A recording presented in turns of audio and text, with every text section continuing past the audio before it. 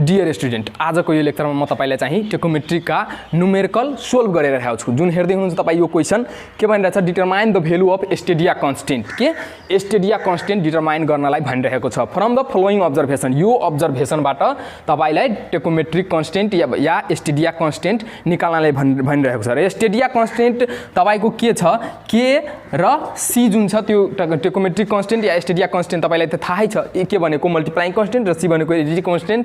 यही कुरा निकाल्नलाई भनिरहेको छ फ्रम द फलोइङ अब्जर्भेसन, यो अब्जर्भेसनबाट। र यो क्वेसनलाई तपाईँ सुरुदेखि अन्तिमसम्म हेर्नुहोला, किनकि तपाईलाई धेरै पटक एक्जाममा सोधिसकेको क्वेसन हो यो। तपाईले ओल्ड क्वेसन चाहिँ पल्टाएर हेर्नुहोला। त्यही भएर म तपाईलाई रिक्वेस्ट गर्न चाहन्छु कि यो क्वेसनलाई चाहिँ के गर्नुस्, यो न्युमेरिकललाई, यो लेक्चरलाई सुरुदेखि अन्तिमसम्म हेर्नुहोला। र यो जुन फिगर हेर्दै हुनुहुन्छ तपाईले, यो क्वेसनलाई मैले फिगरमा चाहिँ दर्शाएका छु ताकि तपाईलाई चाहिँ सजिलो होस् बुझ्नको लागि। र यहाँ हेर्नुस् के भनिरहेछ। र आजको यो लेक्चरमा म तपाईलाई के प्र्याक्टिकली हेराउँछु है। यहाँ इन्स्ट्रुमेन्ट पनि छ र मसँग स्टाफ पनि छ र कसरी कसरी चाहिँ राखेका छौ त्यो कुरा चाहिँ म तपाईलाई प्र्याक्टिकली हेराउँछु आज। त्यही भएर चाहिँ यो लेक्चरको सुरुदेखि अन्तिमसम्म बन्नु होला तपाईहरु। र यहाँ हेर्नुस् के भनिरहेछ, इन्स्ट्रुमेन्ट स्टेसन तपाईको ओ मा फिक्स गरिएको छ। ओ स्टेसनमा चाहिँ फिक्स गरिएको छ इन्स्ट्रुमेन्ट। र ओ मा फिक्स गर्दाखेरि तपाईको स्टाफ रिडिङ सुन्नुस् है। यो क्वेसनलाई पहिला चाहिँ बुझ्नुस्। क्वेसन बुझिसकेपछि बल्ल तपाईले चाहिँ न्युमेरिकल बुझ्न सक्नुहुन्छ। यहाँ हेर्नुस्, स्टाफ रिडिङ अन ए मा राख्दाखेरि स्टाफलाई इन्स्ट्रुमेन्ट स्टेसनदेखि 150 मिटर पर चाहिँ के राखेको छ, ए स्टेसन। जुन यहाँ हेर्न सक्नुहुन्छ तपाईँ, ए बी सी तीनवटा चाहिँ स्टाफलाई तीन ठाउँमा राखेको छ। हेर्नुस् है, ए लाई कतिमा, इन्स्ट्रुमेन्ट स्टेसन ओ देखि 150 मिटर पर चाहिँ ए स्टेसन राखेको छ। यहाँ हेर्न सक्नुहुन्छ 150 मिटर पर राखेको छ इन्स्ट्रुमेन्ट भन्दा। र बी स्टेसन जुन छ स्टाफ स्टेसन त्यो कति पर राखेको छ, इन्स्ट्रुमेन्टदेखि 200 मिटर पर राखेको छ। हेर्न सक्नुहुन्छ डिस्टेन्स एम मिटरमा 200 मिटर पर राखेको छ। त्यस्तै चाहिँ सी जुन स्टाफ हेर्दै हुनुहुन्छ तपाईँ, त्यो के छ, ओ स्टेसनदेखि, ओ स्टेसन भनेको इन्स्ट्रुमेन्ट स्टेसन, र इन्स्ट्रुमेन्ट स्टेसनदेखि के छ, सी जुन छ स्टाफ त्यो 250 मिटर के छ पर चाहिँ हेल्ड गरेको छ, भर्टिकली हेल्ड गरेको छ। र यो गरिसकेपछि तपाईको ए मा इन्स्ट्रुमेन्टलाई यसरी चाहिँ टेलिस्कोपबाट फोकस गर्दाखेरि तपाईको 150 मिटर पर चाहिँ ए मा राखेको छ। र ए स्टाफमा चाहिँ फोकस गर्दाखेरि, हेर्दाखेरि, रिडिङ पढ्दाखेरि स्टाफमा कति आएको थियो, स्टेडिया रिडिङ। स्टेडिया रिडिङ हामी पढ्छौँ किनभने यो टेकोमेट्रिक कन्स्टेन्ट त हाम्रो स्टेडिया रिडिङमा आउँछ। त्यो कुरा टेकोमेट्रिक कन्स्टेन्ट भनेको के र सी, जुन मल्टिप्लाइङ कन्स्टेन्ट के र एडिटिभ कन्स्टेन्ट सी, यही निकाल्नलाई भनिरहेको छ स्टेडिया कन्स्टेन्ट। त यो निकाल्नलाई के गर्नुपर्छ, तपाईले स्टेडिया डायफ्राम त युज गरेको हुन्छौ, हाम्रो टेलिस्कोपमा त लागेको छ भने अप्पर रिडिङ र लोवर रिडिङ। सुन्नुस् है, तपाईले चाहिँ अहिलेसम्म जति पनि लेक्चर हेर्नुभयो त्यो थ्योरी थियो, त्यो चाहिँ डेरिभेसन गरेका थियौँ हामीले। तर यो क्वेसनमा चाहिँ न्युमेरिकल हो, न्युमेरिकल हामीले गर्छौँ। यो कसरी चाहिँ त्यो भेल्यु आउँछ त्यो कुरा चाहिँ हामी डिटरमाइन गर्न गइरहेछौँ। के र सी को भेल्यु तपाईलाई थाहा नभएको अवस्थामा, हेर्नुस्, थाहा नभएको अवस्थामा तपाईले निकाल्न सक्नुहुन्छ इन्स्ट्रुमेन्टल अब्जर्भेसनबाट। सुन्नुस् है, के र सी को भेल्यु थाहा नभएको बेलामा मानुस तपाईको नयाँ टेलिस्कोप दिइहाल्यो र त्यसको चाहिँ के र सी को भेल्यु चाहिँ फरक हुन सक्छ। सुन्नुस् है, जेनरली त के को भेल्यु तपाईको सही र 0 हुन्छ, सी को भेल्यु 0 हुन्छ एनालाइटिक लेन्समा। र यदि कुनै इन्स्ट्रुमेन्टमा के हुन्छ, फरक पनि हुन सक्छ। त्यही भएर चाहिँ त्यो निकाल्नलाई दियो भने के र सी को भेल्यु जुन स्टेडिया कन्स्टेन्ट हो, र के र सी को भेल्यु चाहिँ निकाल्नलाई हामीले केही गाह्रो पर्दैन। तपाईको यही ठ्याक्कै यस्तै गर्नुस्, कुनै ठाउँमा इन्स्ट्रुमेन्टलाई सेटअप गर्नुस् र 3-4 ठाउँमा चाहिँ, यो 3 ठाउँमा चाहिँ गरेको छ, 4 ठाउँमा पनि गर्न सक्नुहुन्छ, 5 ठाउँमा पनि गर्न सक्नुहुन्छ। के गर्नु, सर्टेन डिस्टेन्समा राख्नुस्। अनि तपाईँ स्टाफमा चाहिँ के गर्नुस्, अप्पर रिडिङ, यहाँ हेर्नुस् स्टेडियाको अप्पर रिडिङ र लोवर रिडिङ पढ्नुस्।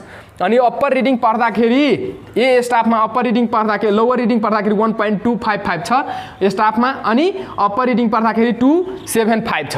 यसरी बुझ्नुस् है। यो छ यहाँ मसँग स्टाफ छ है। स्टाफलाई के गरी यहाँ हेर्दै हुनुहुन्छ तपाईले इन्स्ट्रुमेन्ट के छ, इन्स्ट्रुमेन्ट जुन हेर्दै हुनुहुन्छ तपाईले, यो इन्स्ट्रुमेन्टलाई के गरेको छ, मानुस यो टेलिस्कोपको अवस्था कस्तो छ, एकदमै होरिजेन्टल छ है, होरिजेन्टल हेरेको छ। किनभने यहाँ तपाईँ हेर्न सक्नुहुन्छ यो फिगरमा के छ, हाम्रो टेलिस्कोपको अवस्था कस्तो छ, एकदमै होरिजेन्टल छ है। टेलिस्कोपको अवस्था कस्तो छ होरिजेन्टल छ। अब होरिजेन्टल भएको बेलामा तपाईँ हेर्न सक्नुहुन्छ यो इन्स्ट्रुमेन्टमा होरिजेन्टल छ, होरिजेन्टल हेरिरहेछ र हेर्दाखेरि तपाईँले के गर्नु मान्नुहोस् तपाईँको यो इन्स्ट्रुमेन्ट अफ स्टेसन के हो ओ हो र तपाईँ अहिले म के गरेको छु यो स्टाफलाई कहाँ राखेको छु ए स्टेसनमा र ए स्टेसनका चाहिँ इन्स्ट्रुमेन्ट र ए स्टेसन जुन बिचको दूरी छ त्यो भनेको 150 मिटर र 150 मिटरमा हेर्दाखेरि स्टाफमा यसरी फोकस गर्दाखेरि यसमा जुन रिडिङ तपाईँलाई हेरियो लोवर स्टेडिया रिडिङ र अप्पर स्टेडिया रिडिङ त्यो भनेको लोवर भनेको 1.255 र 2.755 अप्पर रिडिङ स्टेडिया। त्यस्तै चाहिँ यो मानुस ए स्टेसनमा राखेँ 150 मिटर पर। त्यस्तै चाहिँ के गरेँ म यहाँ हेर्नुहोस् प्र्याक्टिकली के गरेँ सर्टेन डिस्टेन्स चाहिँ पर चाहिँ के गरेँ 200 मिटर पर चाहिँ बी स्टाफलाई केही गरेँ हेल्ड गरेँ। हेल्ड गर्दाखेरि तपाईँलाई ओ स्टेसनबाट हेर्दाखेरि त्यस्तै ठ्याक्कै त्यस्तै टेलिस्कोपको अवस्था राख्न दिने के होरिजेन्टल नै रहन दिने र हेर्दाखेरि तपाईँको स्टाफमा अब हेर्नुहोस् अब हाम्रो स्टाफ कहाँ आइसक्यो बी ठाउँमा आइसक्यो। बी भनेको 200 मिटर पर ल्याइसके र ल्याइसकेपछि तपाईँको upper Stadia lower Stadia reading र अप्पर स्टेडिया रिडिङ मानुस 3 मा गयो र अर्को चाहिँ 1 मा पर्यो र यो चाहिँ अब के गर्यो हामीले नोट गरिहाल्यो। त्यस्तै चाहिँ के गरे यसलाई फेरि 250 मिटर पर चाहिँ यो स्टाफलाई चाहिँ लगे अनि हेर्दाखेरि तपाईँको यो स्टाफमा अप्पर स्टेडिया रिडिङ र लोवर स्टेडिया रिडिङ तपाईँले टेलिस्कोपबाट त हेर्न सक्नुहुन्छ। अप्पर स्टेडिया रिडिङ र लोवर स्टेडिया रिडिङ यो कुनै न कुनै ठाउँमा त फोकस गर्छ हेर्छ इन्टरसेक्ट गर्छ बाइसेक्ट त गर्छ अनि गर्दाखेरि कति आयो त यो हाम्रो जुन छ यो लोवर स्टेडिया रिडिङ भनेको 0.750 र अप्पर स्टेडिया रिडिङ भनेको 3.255 हेरियो। बुझ्नुहोस् है यो प्र्याक्टिकली मैले बुझाइदिएँ यस्तै हो ठ्याक्कै र यसलाई अब साइड गर्छु। अब न्युमेरिकलतिर हेरौँ यो के हुन्छ अब डेरिभेसन यसको चाहिँ के गर्छौँ हामी न्युमेरिकल गर्छौँ र गरेर हेर्दाखेरि तपाईँले हेर्नुहोस् है यो सी पोइन्टमा हेर्दाखेरि तपाईँको यो जुन upper Stadia lower Stadia reading र अप्पर स्टेडिया रिडिङ हेरिसक्यो। जस्तै तपाईँ यो स्टेसन यो फिगरमा पनि हेर्न सक्नुहुन्छ ठ्याक्कै यस्तै हुन्छ है। बुझ्नुहोस् अब यो बुझिसकेपछि अब हेर्नुहोस् यो न्युमेरिकलतिर लागु। अब के गरौँ तपाईलाई त थाहा छ जति बेला तपाईको टेलिस्कोपको अवस्था होरिजेन्टल हुन्छ त्यति बेला तपाईको डिस्टेन्स बराबर डी बराबर जुन फर्मुला हुन्छ त्यो के हुन्छ we know that d is equal to ks plus c। तपाईलाई थाहा छ कि छैन छ d is equal to ks plus c कति बेला तपाईको line of site is horizontal. जति बेला तपाईको लाइन अफ साइट होरिजेन्टल हुन्छ त्यति बेला तपाईको d is equal to ks plus c हुन्छ। त हेर्नुस् त यति कुरा बुझिसकेपछि इन द फर्स्ट कन्डिसन तीनवटा कन्डिसन हुन्छ। जति बेला तपाईको ओए मा हुन्छ ओए जुन ओ स्टेसनबाट ए मा हेर्दाखेरि त्यति बेला तपाईको के हुन्छ यो कुरा बुझ्नुस् है। त के हुन्छ इन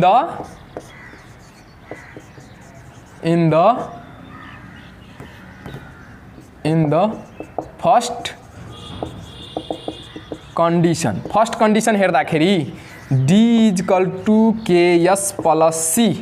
त d बराबर तपाईलाई थाहा छ फर्स्ट कन्डिसन हेर्दाखेरि मानुस फर्स्ट कन्डिसन भनेको हाम्रो स्टाफ केमा छ ए मा छ र ए मा राख्दाखेरि तपाईको d के छ 150 भ्यालु पुट गर्नुस् 150 इज इक्वल टु के को भ्यालु त हामीले निकाल्नु छ र सी को पनि निकाल्नु छ।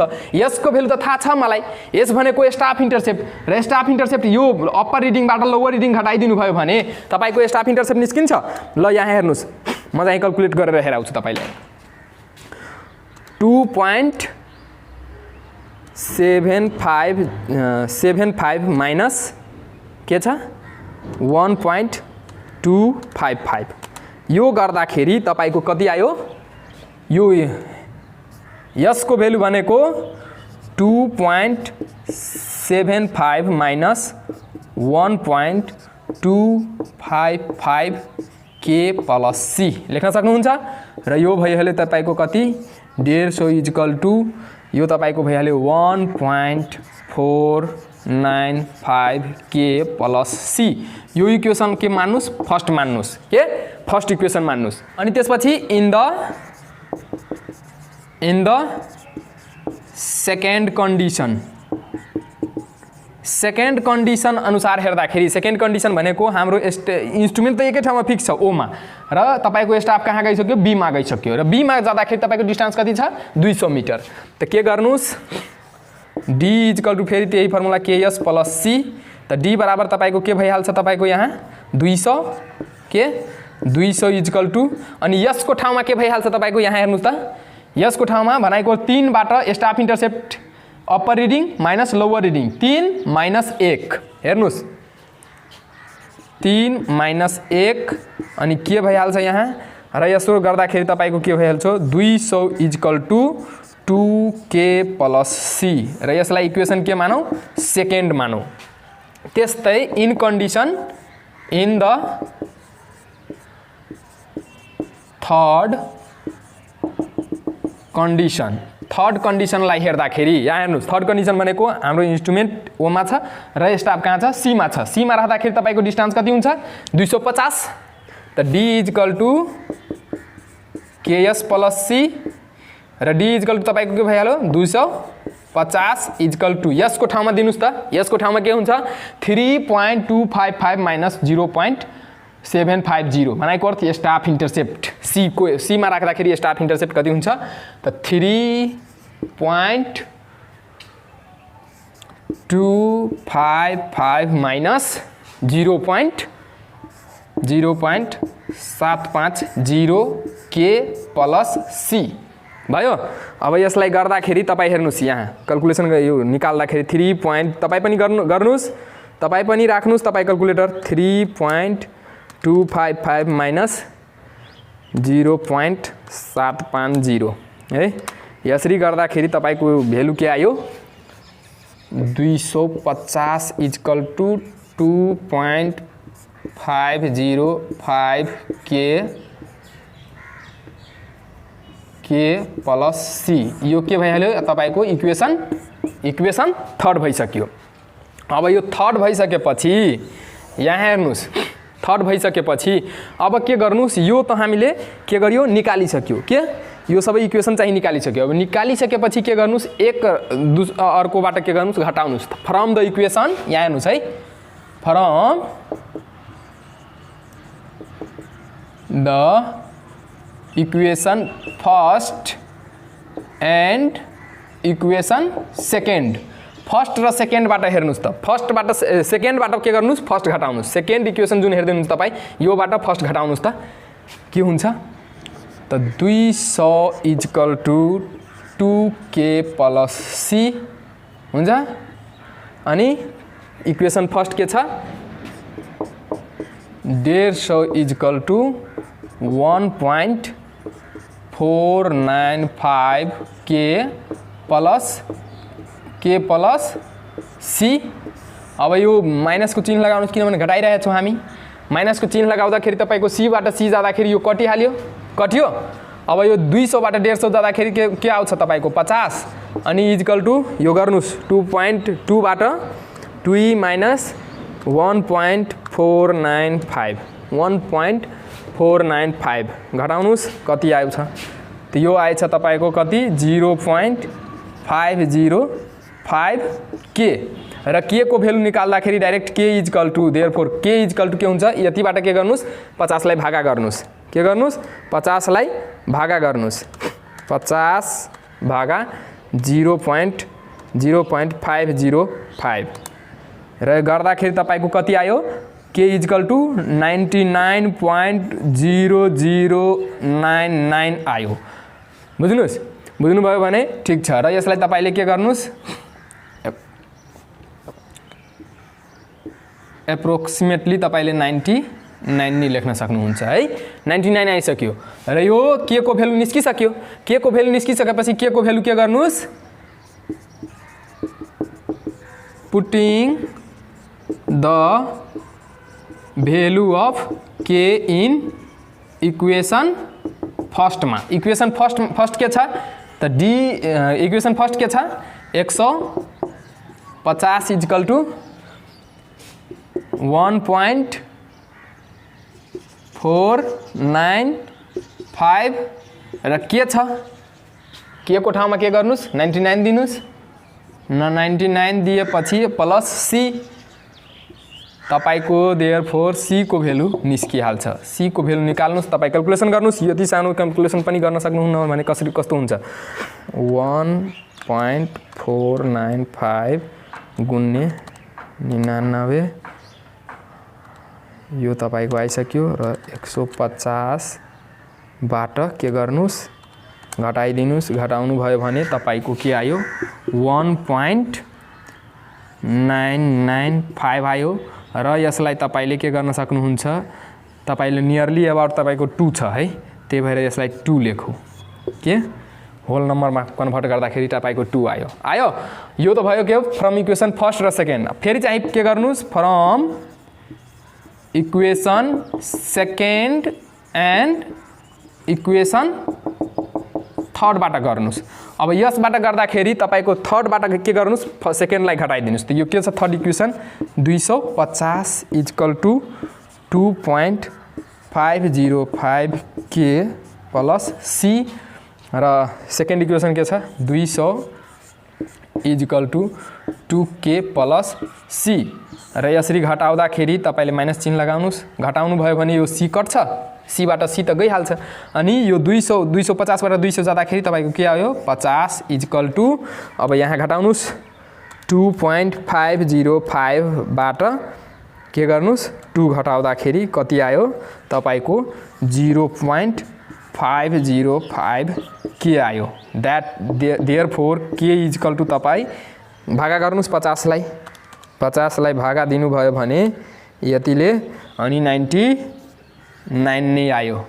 त यो फेरि चाहिँ 99 आयो इक्वेसन सेकेन्ड र थर्ड बाट पनि। र यसलाई के गर्नुस् पुटिङ द भेल्यु अफ के इन इक्वेसन सेकेन्ड जसरी मैले चाहिँ के गरेको थिएँ अगाडि पुटिङ द भेल्यु अफ के इन इक्वेसन फर्स्टमा गरेको थियो त्यसरी नि अब सेकेन्डमा गर्नु। सेकेन्ड के छ सेकेन्ड भनेको हाम्रो के हो इक्वेसन सेकेन्ड इक्वेसन यो हो। त यसमा लगाउनुस् तपाई 200 equal to 2k plus C र यो भइहाल्छ 200 इक्वल टु 2 गुणे 99 प्लस सी र सी को भेल्यु डाइरेक्ट तपाई लेख्न सक्नुहुन्छ। डाइरेक्ट सी इक्वल टु लेख्नुस् हिसाब गर्नुस् 99 गुणे 2 यति आइसक्यो माइनस 200 यो ठ्याक्कै तपाईको 2 आयो के 2 आइसक्यो। फेरि के गर्नुस् from equation first and equation third सँग गराउनुस् र थर्ड इक्वेसन के हो 250 इक्वल टु 2.505 के प्लस सी र इक्वेसन फर्स्ट के हो 150 यहाँ हेर्न सक्नुहुन्छ तपाई 150 इक्वल टु 1.495 के प्लस सी र घटाउनुस् माइनस चिन्ह लगाउनुस् यसमा र यसरी गर्दाखेरि सी कट्यो 250 बाट 150 घटाउनुस् तपाईको सही आयो यो सही आयो इक्वल टु अब यसबाट घटाउनुस् 2.505 माइनस 1.495 गर्दाखेरि कति आयो तपाईको 1 आयो 1 अनि 1.01 के आयो। अब के को भेल्यु डाइरेक्ट निकाल्न सक्नुहुन्छ सही भागा यति अनि तपाईको के आयो दैट इज के इक्वल टु 99।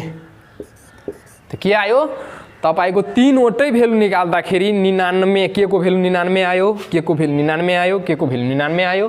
त्यस्तै सी को भेल्यु निकाल्दाखेरि 2 आयो है र पुटिङ यसमा पनि के गर्नुस् पुटिङ द भेल्यु अफ के इन इक्वेसन थर्डमा राख्नुस्। के गर्नुस् थर्डमा राख्दाखेरि थर्ड इक्वेसन भनेको हाम्रो 250 इक्वल टु 2.505 के प्लस सी त 250 इक्वल टु 2.505 गुणे के भनेको 99 प्लस सी। अब गर्नुस् 99 गुणे 2.505 गर्दाखेरि कति आयो यति आयो। अब यसलाई के गर्नुस् माइनस 250 गर्नुस् गर्दाखेरि तपाईको 2 नै आयो सी इक्वल टु 2 नै आयो। त तपाईको के आइसक्यो तीनैवटा इक्वेसनमा सी को भेल्यु 2 आयो। अब यो आउँदाखेरि तपाई के गर्नुस् के गर्नुस् यहाँ हेर्नुस् तपाईँ के गर्नुस् c average value hence the average value of k is equal to 99 plus 99/3 गर्दाखेरि तपाईको 99 नै आयो र त्यस्तै the average value of c is equal to 2 + 2 + 2/3 is equal to 2 नै आयो भनेको अर्थ जुन यो 99 र 2 हेर्दै हुनुहुन्छ त्यो हाम्रो के आयो एन्सर आइसक्यो है के एन्सर आइसक्यो हाम्रो जुन टेकुमे स्टेडिया कन्स्टेन्ट जुन थियो के र सी को भ्यालु चाहिँ के को भ्यालु चाहिँ कति 99 र सी को भ्यालु 2 आयो। अब हेर्नुस् यो हेर्दाखेरि तपाईको चाहिँ के को भ्यालु के आयो के को भ्यालु सही आउनु पर्ने तर चाहिँ यहाँ 99 आयो त्यो यो चाहिँ के हुन्छ तपाईको टेकोमिटरमा भर पर्छ है सुन्नुस् टेकोमिटरमा भर पर्छ जसरी हेर्नु भयो तपाईले सी को भ्यालु 2 आयो त्यो टेकोमिटरमा भर पर्छ र टेकोमिटरको स्टेडिया कन्स्टेन्ट निकाल्नु एकदमै सजिलो छ यो तरिकाबाट तपाई गर्न सक्नुहुन्छ बुझ्नुभयो र यति मात्रै हो यो चाहिँ लेक्चरमा यो जुन हेर्नुभयो तपाईले न्युमेरिकल यो न्युमेरिकलमा यति गर्नुपर्छ तपाईले पुरै बुझ्नु भएको होला जस्तो मलाई पनि महसुस भइरहेछ तपाईले बुझ्नु भएछ भने लाइक पनि गर्नुस् च्यानललाई सब्स्क्राइब गर्नुस् र कुनै ठाउँमा कन्फ्युजन भएको छ भने मलाई चाहिँ कमेन्ट गरेर भन्नुस् फेरि चाहिँ म तपाईलाई चाहिँ बुझाउने कोसिस गर्ने नै छु हस् धन्यवाद।